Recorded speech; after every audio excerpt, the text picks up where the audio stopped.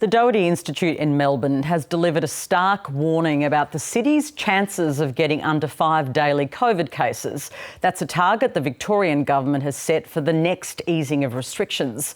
Now, according to the state's roadmap to recovery, the rolling 14-day average in metropolitan Melbourne has to fall below 5 by the 19th of October before the city can take the next step out of lockdown. Professor Jodie McVernon is the Institute's Director of Epidemiology and joins us this afternoon. Thank you so much for your time. Now, the rolling 14-day average is now 9.4. Will we meet this target? Look, I think what we're saying is there's probably less than a 50% chance that we will. So it really is focusing attention on that whole conversation around whether this is an achievable target and how we will be able to effectively interpret the epidemiology to be able to make proportionate decisions when that census date comes up. Okay, so you're saying to, well, all of Australia, but to Melburnians that they should get ready to not necessarily meet that target now? I think we should all be aspiring to the target. It's clearly one that, we all want these restrictions to be eased, so we would all love to achieve it. I guess when this target was first set, there were a number of us commenting that that would be very challenging to achieve. And it really comes down to the nature of the virus. We know that there still is going to be that probability of outbreaks and clusters and little chains of infection that would make obtaining that sort of, we're not expecting to see a sort of steady linear decline in numbers. And so this little day-on-day variation, as we get to small numbers, it becomes more apparent. It's why when we set national targets for coming out of the first lockdown, we made them generous enough to cope with little outbreaks. Should we view that as a failure, or has Melbourne done well to achieve what we have? I don't think it's a failure at all. I think Melburnians have put in the hard yards. I think the public health response has been excellent. What we're actually seeing here is opportunity to see how the contact tracing teams are working and containing the outbreaks that occur. But this is an expectation of this virus. And if we look at New South Wales, we had that exciting run without any new community transmitted cases, and they're back again. And this is what our new future looks like. We are going to be chasing this virus down. We are going to be having little incursions. This is an expectation. So how do we take that into account in making decisions about next steps?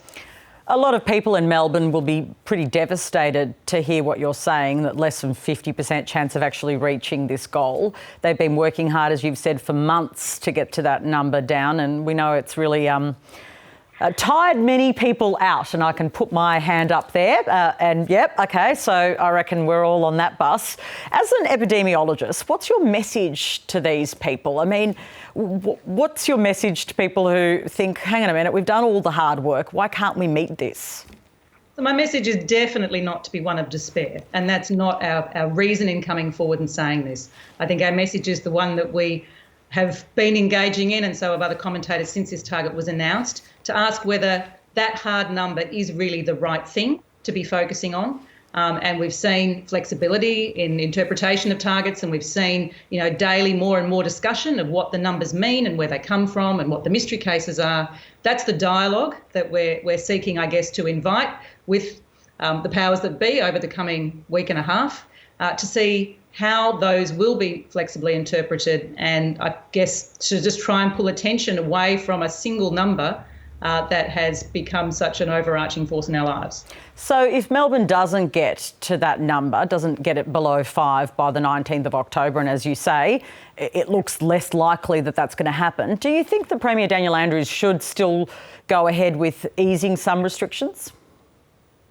Look, I'm in the fortunate position of not being the person who has to make the hard decisions, but I think we would all be expecting to hear clear explanations and analysis of the cases as they emerge, to understand why the restrictions that might remain in place and should remain in place, I believe, after that date would be there. So the paper that we've written really focuses on super spreading events as our main challenge at this point in time.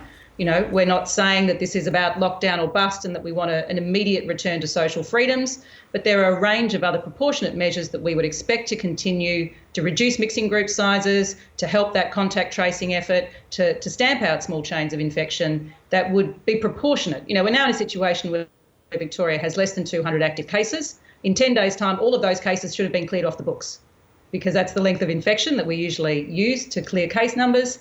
So really what we'll have left then is what we've accrued over time.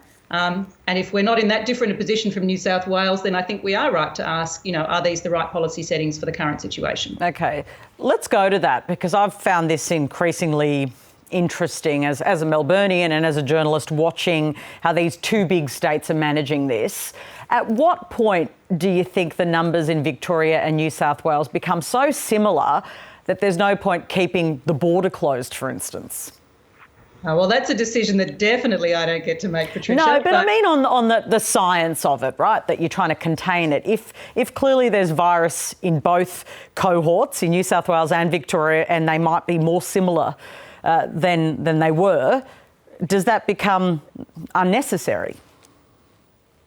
Well, I think it does make sense to think about, risks proportionately. What we're talking about is the risk of introduction from another state, the risk of infection within your state. So clearly, yes, those are the sorts of comparisons that decision makers will be looking at in thinking about reopening. And we've already seen, promised state border reopenings in states that are at equivalent settings. So, for us to aspire to a very stringent goal could actually put us out of step with our near neighbours in the coming weeks. So it's really, yes, having that measured dialogue and thinking about our overall national goal of reopening.